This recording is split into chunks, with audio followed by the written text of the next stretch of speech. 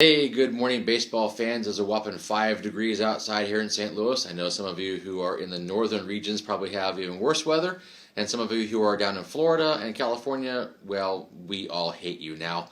So, this will teach me never to complain about the hot St. Louis summers when I have days like today.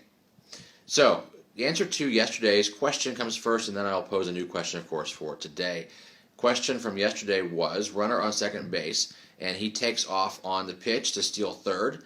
The pitcher delivers, the catcher catches the pitch, stands up to throw to third, and his throwing elbow, catches the umpire on the mask.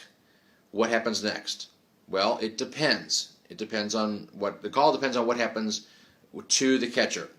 If the catcher throws the ball down to third and successfully retires the runner going into third, you have nothing.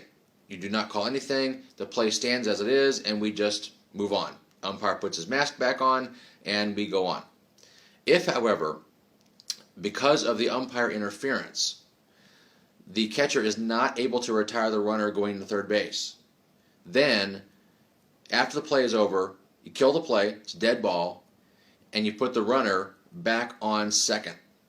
It's kind of, in a way, a do-over, which is strange because in most cases you don't ever get a do-over in sports. But in this case, it actually does kind of qualify sort of as a do-over. It's umpire interference, and he calls it on himself, and the runner from second base going into third goes back to second. So there really is no other equitable way to do that, because you can't call the umpire out. Okay, the umpire can't be out on anything. He's not a player. So the interference, unfortunately, does kind of penalize the defense, sort of, but also doesn't entirely, because the offense doesn't really gain an advantage either, because their runner goes back to second, which was the only kind of equitable way to solve that problem.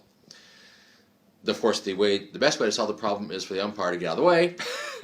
So, but unfortunately, that doesn't happen all the time, and these little collisions happen. So, that's the answer to yesterday's question.